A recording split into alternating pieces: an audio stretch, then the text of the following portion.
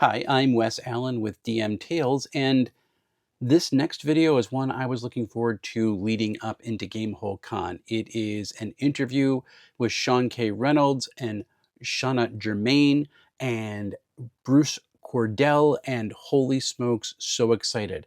I want to point out I was using this mic and I had it clipped instead of the magnet, and there's a couple points where it gets flipped underneath because my t-shirt was too loose and the sound gets a little bit muffled. It's still very clear, but it's not the quality that I normally want, and I wanted everybody to be aware of that.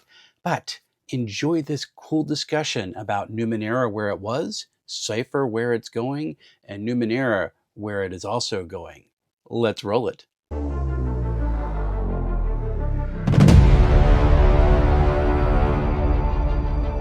I am thrilled, folks, to be here at GameHole Con. This is probably the only time I'm going to get here. Kate very kindly helped me get set up with an interview with some wonderful individuals. Do you want to introduce yourselves to the wonderful viewing audience? I guess we'll start with you me. have the microphone, so I guess you have to go first. All right, challenge sound check. Yeah, this is Bruce Cordell. I've been working in RPGs since 1995, so quite some time. Is that 30 years? I think so. Actually, Yeah. I was doing freelance before that, so a few years before that. And in the last 12 years, I've been with MCG, and it's been a great time, during which time, some of that time has been working on Numenera and other things. Hi, I'm Shanna Germain. I'm one of the co-founders of MCG, so I've also been here since the beginning.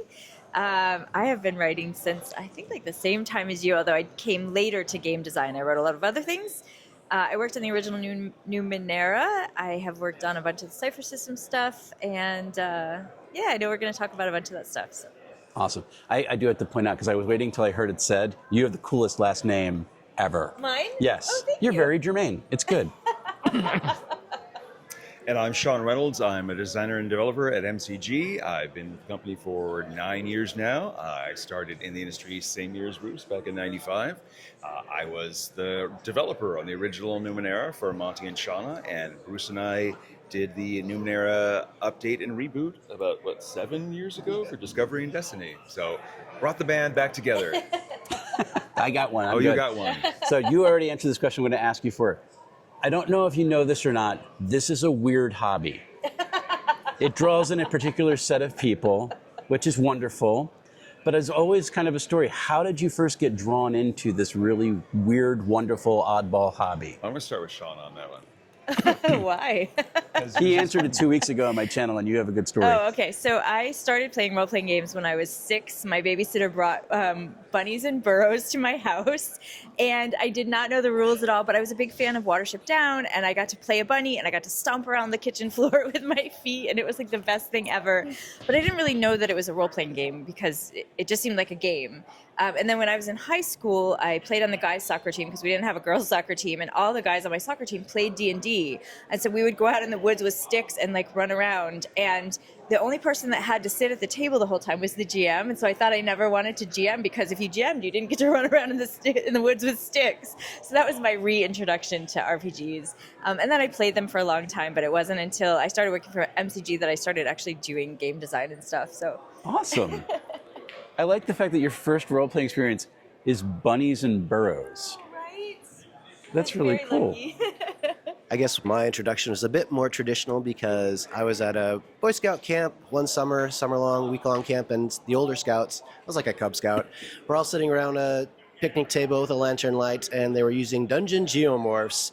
And there was this scenario going on where all the players were so afraid. They were in this dungeon watching this ogre slowly picking among these dwarves that had captured and picking them up, eating them, throwing the bones away. And I was, I don't know, 10 or 11 watching this, and I was just entranced. And I went home from that camp, and I found the blue box at some drugstore that we had, and started getting all my cohort of Cub Scouts into playing that. And I played with them for several years. And then, like, in the end of 8th grade, I met a couple kids in industrial arts class because one kid came up behind me. I was making this leather coaster with a cross sword and a cross axe. And the kid came up to me and said, "Do you play D&D?" And I did. And his name, the kid who came up behind me, was Monte Cook. And we've been friends since 8th grade, yeah. So And me and this other kid, JD, Jay Peterson, were fast friends, and we made a bigger, larger group of D&D friends that played all through high school. And then, of course, we all went off to college, kept playing, and so on and so forth. So I love Such a good origin that's story. a great origin story.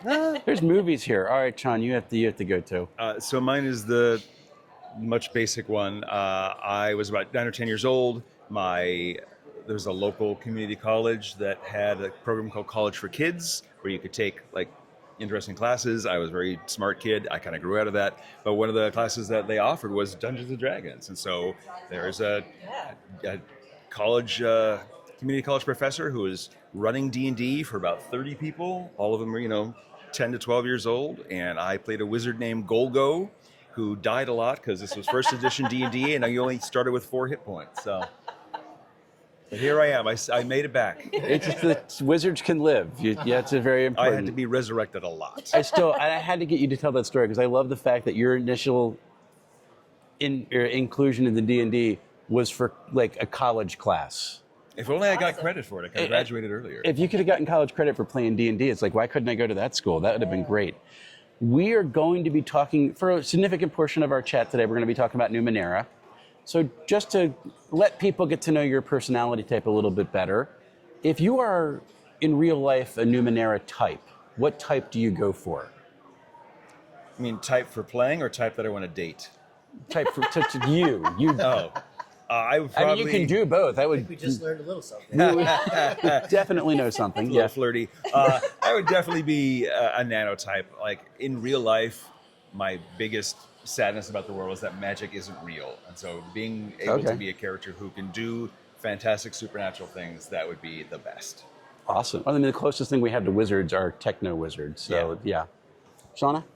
I'm gonna pick the same thing as Sean. I love magic so much, and I really love magic and science, the way it combines. It feels like the way that my brain works, because I have this like scientific part of my brain, and then I also have this thing where like I want all the magic, I want all the surreality, I want all the weirdness, and so it's one of the things I love about Numenera in general is those places coming together to make something cool and new. Well, the very first character I ever played was in the playtest that Monty and Shanna were having, and I played a character named Grandpa Iron, and he was an older gentleman, but he also had he was fused with flesh, and his flesh was fused with steel, and I think he was a glaive. So that was fun. But for me in person, yes, nanos, great. But I guess when we did the reboot, one of the new types was called a Wright. And a Wright uses nanotech, and they build all really wonderful, great stuff. And I think between that and Delver, which is the Explorer type, but I think the Wright really speaks to me, Bruce, building stuff all the time, right? I've been writing adventures and RPGs for years. Probably true for all y'all as well. But yeah, let's go with Wright. So we have nobody wants to just beat things up with swords. I mean, we can do that without the Numenera. That is true. I mean, you have Onslaught. You just go for it. It's good. I like to call it Sean Slot. Sean Slot. No, we don't. Sure. Perfect. That was newly minted, folks. Right here, you saw it on camera. Sean Slot. I'm so sorry. That will be the new name of it in the current version. I do for when I've made helped people make a couple nanos, and they're looking at the thing. So what ability you're going to take, and why is it Onslaught? Okay, cool. But the nanos always like it because they get to describe it however they want, which is amazing. All right, so we are talking about Numenera. Or Numenera. No. All right. I'm fired. Or Old Numenera. Well, right now, technically, we could be talking about Old Numenera. So we're doing a whole bunch of dad puns right now. All right. It's good. All right. So, but Sean is like, why did I agree to do this? I don't understand. By which I mean work with these two. An off-camera interview question was, Shauna, why am I such a pain in your ass? And she had a list. She did. I sat down and we went through it. There was the top 10. We'll put it out on the channel next week. It'll be great. But we're talking about Numenera. For folks who do not know what this is, can you give the elevator pitch for what the setting is and why you think it's a fun setting for folks to play in? Let's see. I love it because it's all about exploration of crazy, unbelievable, weird, exotic stuff that exists in our own world a billion years from now. And a billion years is an unbelievable amount of time, right? You can't even really get past how much time that is. It's hard for the human brain to comprehend, but in that time, there have been, what is it, eight previous Yeah. civilizations that have existed. Each of them somehow crazy and wild, rose to the heights of whatever technology or magic or interdimensional energy source they used, right? So the Earth is just layer upon layer of remnants of these civilizations. So in some ways, it's like a post-apocalyptic game, but a science fantasy game. It's all there, right? Whatever you want, because the Earth is wide, and the new people, the humans that are somehow back on the Earth and exploring this world and making it their own if they can, have developed in so many different ways already. And plus little pockets of other civilizations and stuff. You could just do anything with Numenera. That's why I love it. It's really cool.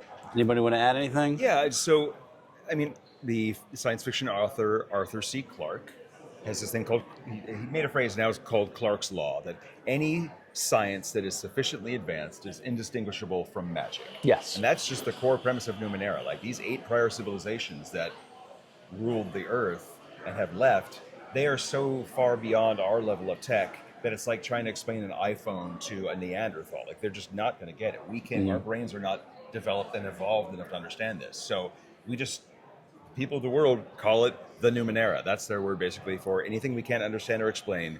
And on a joking side, it's kind of like you could always just explain something in Numenera as a wizard did it because it's the Numenera. But really, and a key aspect of the setting is, you're not supposed to really understand this. It's really about how you, as people of the Ninth World, are finding your way, making connections, surviving and exploring and building communities. Very cool. I did a presentation one time trying to explain someone like we're in the communications age and why things changed, just to show how compressed that Arthur C. Clarke's thing can be. I tried to do a design or find the comparison of computing power between the Apollo landing computer and the original iPhone. And nobody had it. The only quote I got was, if you showed this to an alien civilization, they would not believe the same society created them. And that was just 50 years. Yeah. So, but it was fun that you brought up post-apocalyptic, because there are a whole slew of tropes running around in the Ninth World that are part of Numenera from various different genres, which is really cool because they work together to create this unique world. But it makes it very difficult to classify Numenera as a game. Where does it belong? And really, it's kind of personal preference. So where would you, if someone asked you what kind of genre of role-playing game is Numenera, where would each of you kind of describe it as? I mean, it's science fantasy, but there's a lot you can do with science fantasy. It's a very broad category. In the same way that, fantasy has gritty fantasy like Conan and stuff like Elric, and then stuff like Forgotten Realms and Lord of the Rings. It's a broad category. And so what you choose to do with your science fantasy, you're making it unique for your own home campaign. Gotcha. Yeah, that's such an interesting question. I'm gonna break the question because I feel like for me the answer, and this says a lot about my own brain, is that it is the narrative of discovery, which I know is not a genre, but I feel like when I think about how I encapsulate Numenera when I'm working on it, when I'm playing it, when I'm running it, it is this narrative storytelling experience about discovering things within ourselves, things within other people, things within the world, things within the past. And so for me, it's less about the genre and more about the sort of vibes and the experience of that. Okay. Yeah, that sounds great. When you said discovery, I was going to actually say exploration, which is also not a genre, but that's the best thing, in my opinion, about Numenera is you're always exploring things, and you're probably not understanding them a lot. In fact, when I first started working on Numenera, way back 2013, I think I started working on creatures for the first Numenera bestiary. You and Monty really helped me understand that I don't have to explain or understand how everything works myself. I just have to present what weird and incomprehensible thing this is doing. And even myself, I didn't have to comprehend it. I just had to explain it in a way that would make people who are coming upon it, exploring it, have a second thought and be like excited or afraid or just intrigued at the very least, and excited that they had found it. Did Numenera's kind of like take the duck-billed platypus and put the concept on steroids and just let it run wild? It is kind of fun. I love that. But I also think Monte Cook Games is one of creating a new genre of game here. The Explorer. No. You really are trying to just get that in on everything. Did you just finger gun the camera? I'm a hoot. That was 7th on Shanna's list of issues. You're making me blush. I feel seen. I'm surprised to get any work done. I'm really fascinated by this concept now. I want to go see the team at work sometime. So if people, They don't let us be in the same office. thanks, Kate. Just popped up. That was amazing. We're not editing any of this out of the conversation. All right, if you break the interviewer. If you are going to be picking up Numenera today, what do you need to pick up? What books? I would say the first book of the 2-book set is the one book you absolutely need, and that is called Discovery, I believe. Mm-hmm. And the second of those books is called Destiny. Destiny has 3 more types. The first book has the 3 main types. Discovery has the 3 main types. And then Destiny has 3 additional types. So there's 6 types total. But yeah, the first one is the one that will get you going. It has all the basic rules.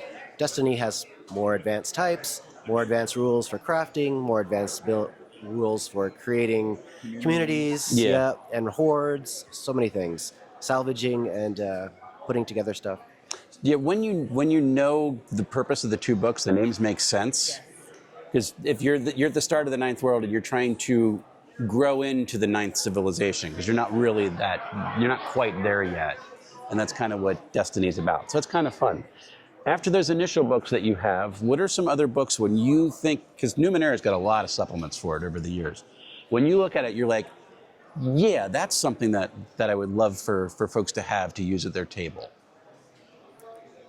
I mean, I have an idea. This is like, I don't want to answer this. I mean, it really depends on what sort of game that you like to run. Gotcha. Like we have books about exploring the deep sea of the 9th world. We got books about exploring the other planets in the solar system. We have one for exploring parallel and less parallel dimensions. We have one for exploring the data sphere, which is basically the conglomerated internet of these previous civilizations in a bizarre, like Tron-like environment.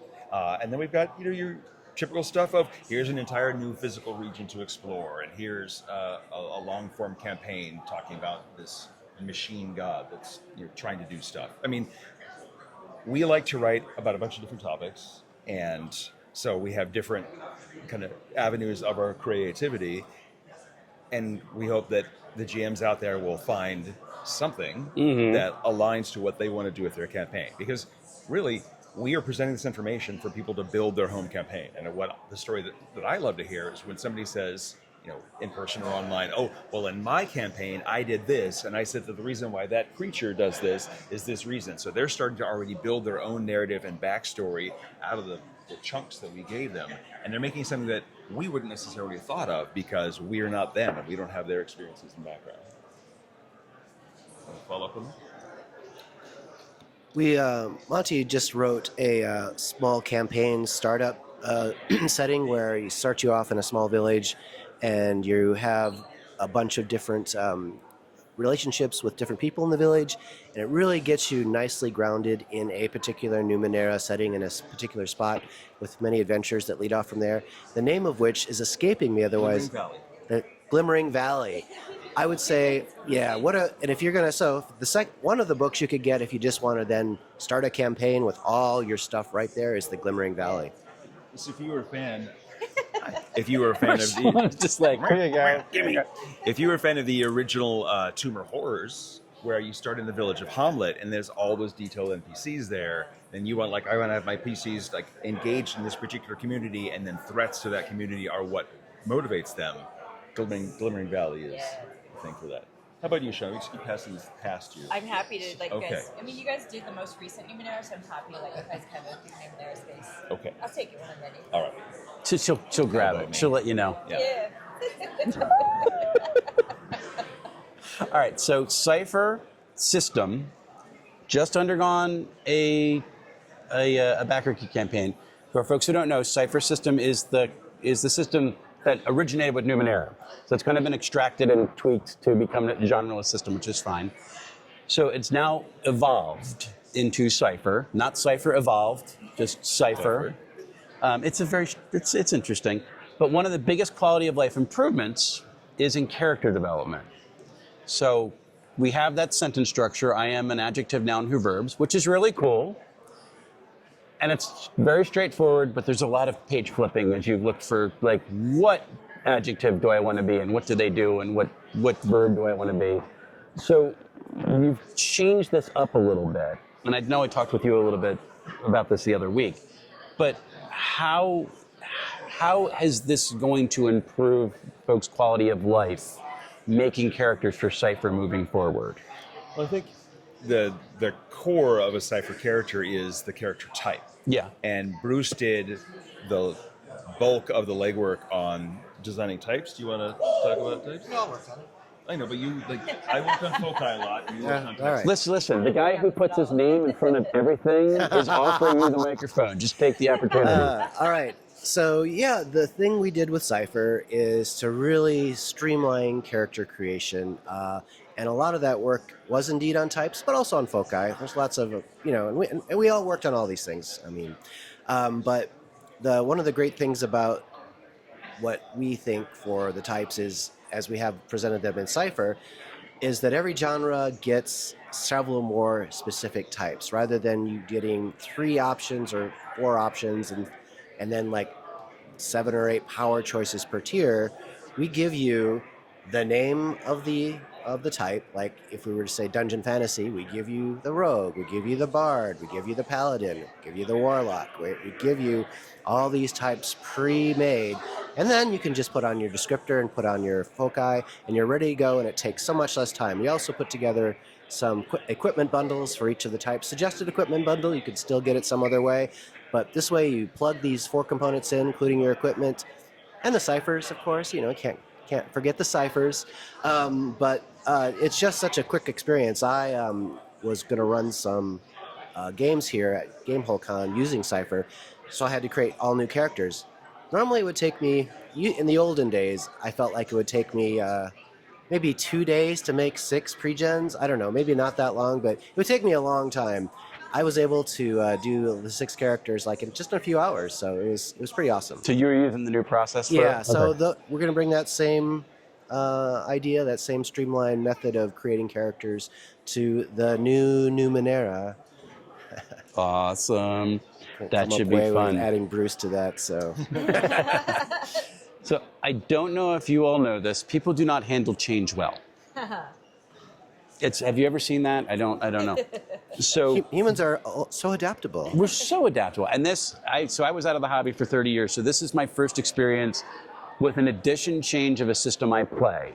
Because 2014 D&D, that shift didn't interest me at all.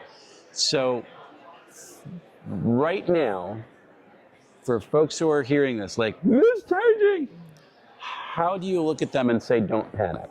What do you say? You can say just take a towel. I say it's not really changing in any fundamental way that's going to make them sad. I mean, all the basics of how the Cypher system works continue to work. It's still picking a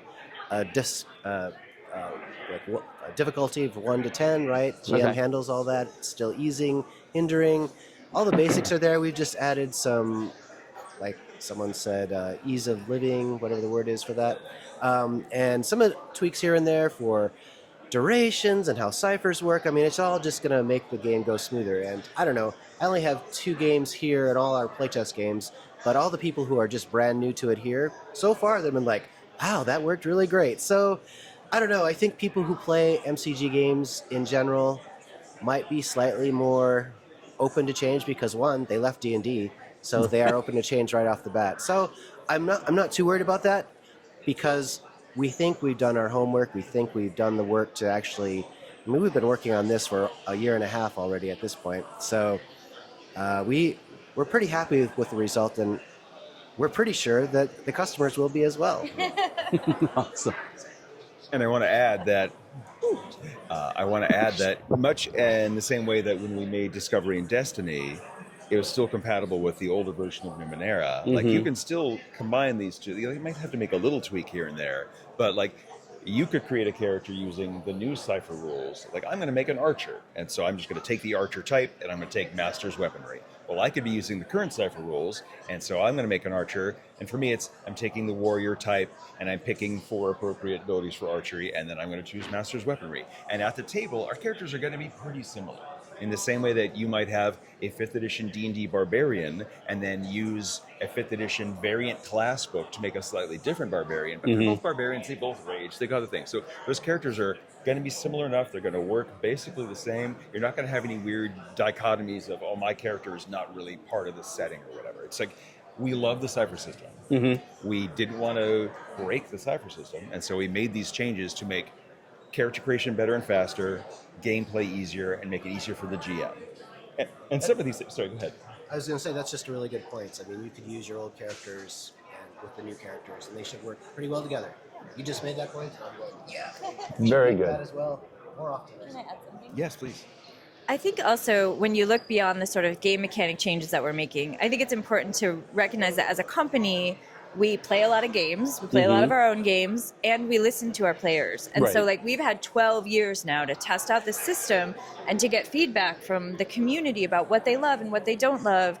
And like just like any playtest, it's our job as designers to take all of this insight that we've been given from players and GMs and ourselves and then do something wonderful with it. And so I think that this is actually a collaborative effort in which our players and our GMs are doing so much of the work, and so all we're doing is reflecting that back at them. So if people are nervous about changes, I think it's reassuring to hear that like these are the changes that our community has been asking for in ways, and so that's kind of I love the symbiosis of that. Awesome. Actually, and I've got 2 great examples of that. One is a lot of characters, you'll come to a game and you're playing with somebody you've never played with before or who's never played the system, and they have a Cypher that'll like ease their attack or ease their roll, and they roll poorly, and they say, oh, can I add that Cypher? And officially, the current version of the rules is, no, you have to declare it before. Right. But we realized it's actually a lot cooler if when you play the game and you have a Cypher, you can say, oh, I want to add that so my roll is not crap. And so it's now a thing in the Cypher system, the new version of Cypher, where most of the Cyphers say, you can use this before or after a roll. And narratively, it makes sense. Like if you throw something and it doesn't get quite there, you're like, oh, shoot. Yeah, and you add a little bit of oomph. And then the other example I want to mention was Cypher system characters have 4 recovery rolls per day, and short, medium, longer, medium, and very long. And officially, you have to use them in order. But nobody plays it that way. You just got to do them in any order you want. So now for the new version of Cypher, you just do them in any order you want. We're making the game more like how people are already playing it. Yeah. Very good. So there's one change popped up on the Cypher system character builder that made me think that this might be pointing towards Cypher's going, because it hasn't been announced yet. And I didn't know where it was from. Cypher Unlimited helped me figure it out because I don't have Neon Rain yet. But it was the optional rule in Neon Rain to split experience points between story XP and action XP. That's now the default on the character builder. I don't know if they did that without permission or not. But is that indicative? Is that optional rule going to be becoming the standard rule in the new Cypher as it comes out? I mean, it was kind of a hidden rule before. I think it's an optional rule. In the current, yeah. Okay. It was like this one half paragraph mentioned at the end. It'll be an optional. So it is going to be optional? But it's much more prominent. It'll be more prominent and more like, you should do this. Yeah, it's not like buried in Neon Rain, so it'll be there. So I am surprised to hear that it's already in the Cypher character builder. That seems it did just pop up. I think they must have been very excited about this and said, let's just make like, I want this for my story. I'm putting it in the thing. So I've been trying to figure out if that was happening or not. So thank you for clarifying that. You gotta love the enthusiasm. You gotta love the enthusiasm. People are very enthusiastic. So the backer kit just closed. You guys broke $1 million. Absolutely amazing. Yeah, thanks to the community who pushed overtime for 24 was hours. That's amazing. pretty That wild. was It was fun to nuts. watch. You went like $100,000 in the overtime mode. Wild. You're talking about it like, it almost feels like cheating, but at the same time, it's really, really cool. They're like, It no, is I'm gaming changing the my system, bed. man. Yeah, I love it so much. It's, I mean, we're all gamers, so might as well game the system. Yep. So, There's a lot coming out because you hit stretch goal after stretch goal after stretch goal after stretch goal. And if you weren't paying attention, the stretch goals weren't dollar based, they were amount of backers based. So it was what community wanted from it, which was really cool. But of all the books that got announced, or all the products that got announced, what are you most excited to work on?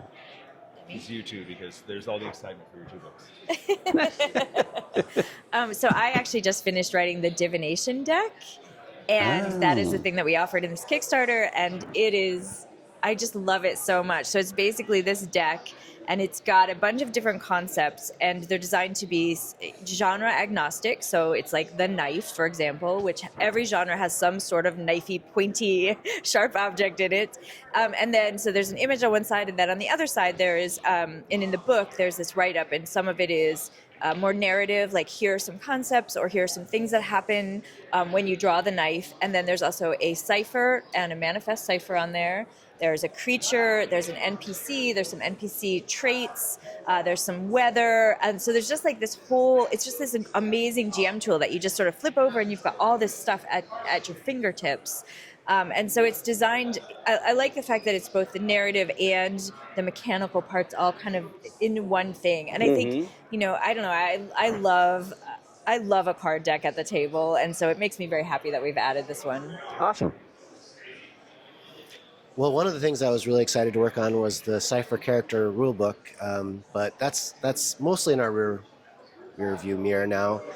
The Cypher bestiary, I've actually just finished updating that to Cypher. That was super fun. Nice. But coming up next for me is probably some combination of the GM's guide work and well, I don't know. The Strange.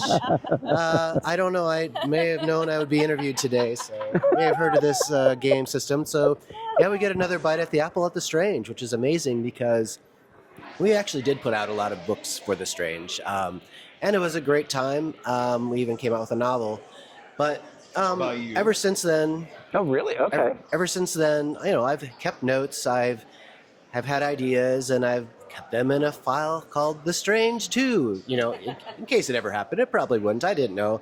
But now it has happened. And, hey, yeah, so maybe next week, like I said, I might get to start work on The Strange and put in new types and new ideas, new adventures, new groups, an evolution of the storyline overall, and maybe an evolution of the storyline for specific named characters as well. Cool. And The Strange is going to exist now as a source book tied to Cypher. It is not its own standalone game. Yes, that has definitely been decided. It's going to be kind of like Predation and Gods of the Fall were in the previous edition of the game. Awesome. Very, very good. Now let's talk about Numenera, which Sean has informed me no decisions have been made, so it's all going to be like, we don't know. I'm going to try anyway. So, before I move on, the campaign for Backer Kit is officially closed, but are there ways for folks to still back? Yes. Yeah. You can still do late pledges. You can still do late pledges, yeah. Just go look it up, Cypher, Backer Kit, and you'll find, make a late pledge? Yes, that's what you say. Yeah, I'll put the QR code over Sean's head. It'll be fine. And then do you have a closing date for that, for when late pledges are going to close? I don't know what that would be, but Okay. It's going to be open for a while. Month, Yeah. All right. We don't like people feeling like they missed out. And if you don't back it, you're missing out. So go do it. That's not really good media of me, but I'll do it anyway.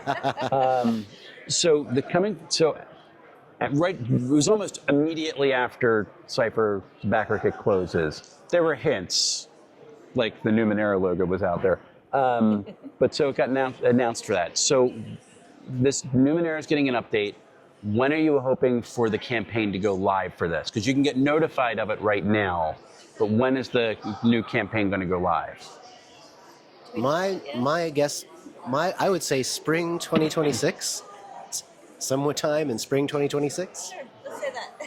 And Or maybe late winter 2026 at the earliest. Late earliest, the earliest. Oh, so yeah, maybe summer or early winter. Oh my God, you guys. Next Are we- year, are we 2026. talking Let's go. meteorological Let's go with spring, or are we 2026. talking cultural spring? What kind of spring are we talking about here? Let's go MTG 2026. does generally 3 crowdfunds a year. Yeah, it's true. So start early in the year. And then we're Sign hoping. up to be notified. You'll know. Yes, You do with it. that's right. We don't know yet. We do know it'll be You'll know Next before year. we do. And where earlier can- than later. Where can people be notified? Sign up to be notified. MonteCookGames.com. Link is right there. Where- MonteCookGames.com, right above my head. right. I have to know that actually has to happen. It's right there. Otherwise, we'll look dumb. I'm I gonna never move look it dumb. so you pat it when it goes there. And you're hoping for like the Cypher's about a year turnover. You're hoping for about a year turnover from campaign to get the new Numenera out. I mean, I guess that's reasonable. That's more of our managing editor / project manager, Terry, Okay. who handles the scheduling of things, but that seems about right. Yeah, it depends on if we get an early start on it or not, depending on what our timelines look like. Yeah, no problem. Cool. Yeah, I mean, if we hit a bunch of stretch goals and the book ends up an extra 400 pages, please don't do that. Like 230 pages, that's plenty. 400 pages, that's a lot. But, the more that gets added to it, the more time it takes us to do it. Awesome. So the assumption here that folks have is that the new Numenera is going to bring it into line with Cypher, so into sync with the new version, the wound system, the easier character builder. So is it going to be its own standalone game, I don't or think is so. it going to be a source book? I don't know. Don't look at me. I mean, actually, it hasn't been decided yet, but Yeah, I think, Everything's on the table. Yeah. but A lot of times we don't know until we start designing like what it really needs, right? So we always want to make sure that we're not saying a thing that then's going to come and make the design worse because we promised a thing. So that's why we're often cagey in this space, because we Gotcha. need to be designed first, and the design doesn't happen until a little bit later than us talking about it. yeah, I mean, and it could be anything from a standalone game to a source book like Predation, Right. or something in the middle where there are a lot of extra optional rules specifically for Numenera that deviate a bit more from regular Cypher. Awesome.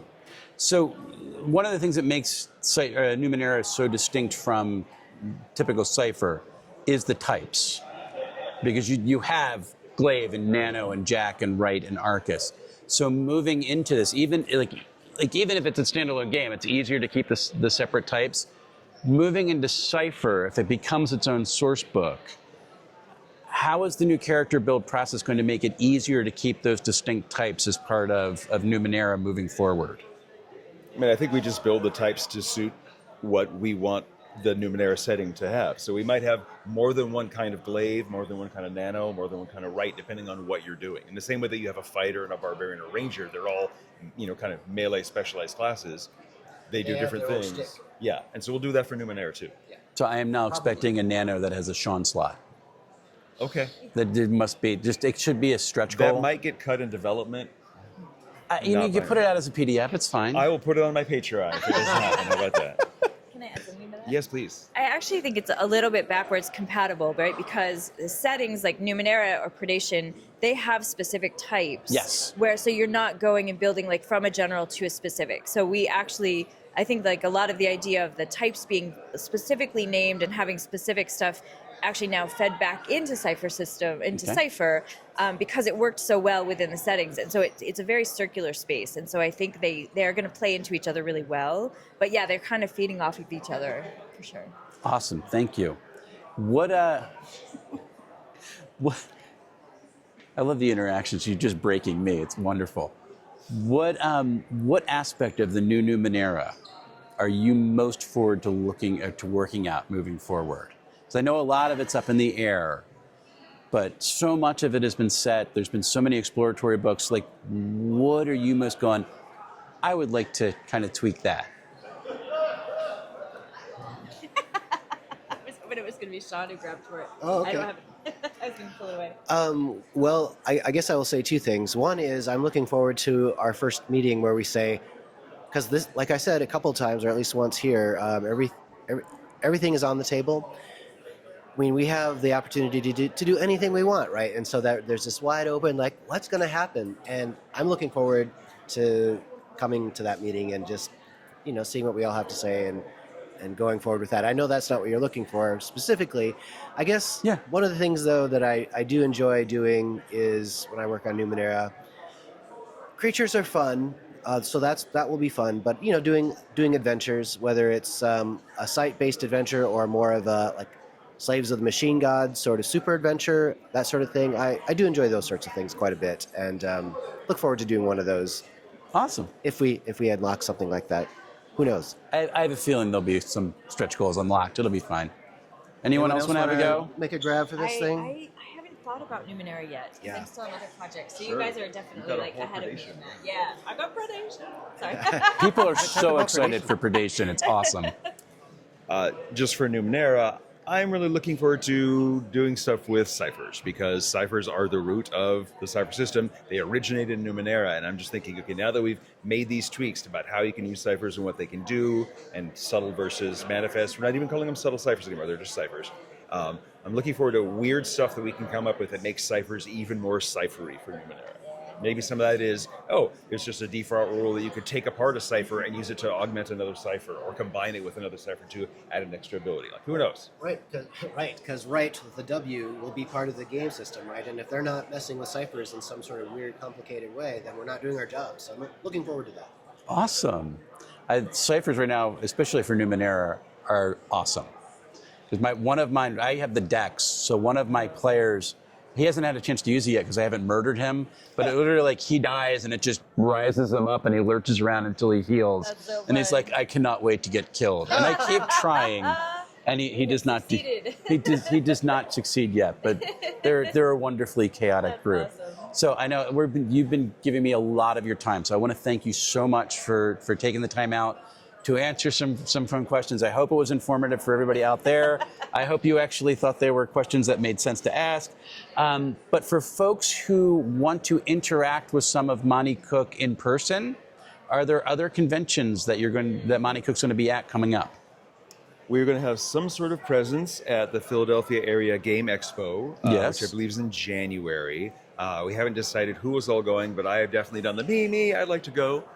Page is fun. I mean, PAX is fun. The other one is this one.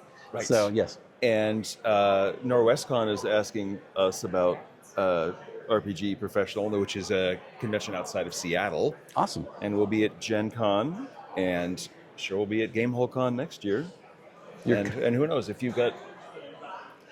Yeah, I said. You're going. Yeah, they're going to Page. Yeah, we're going to Page. Ron told me I had to make you talk about it. Oh, well. So our good friend Ed Stark is very closely involved in Page in Philly, and he's been saying, Sean, you should go. Sean, you should go. I'm like, okay, well, we'll get somebody to go. But no, it sounds like a good show.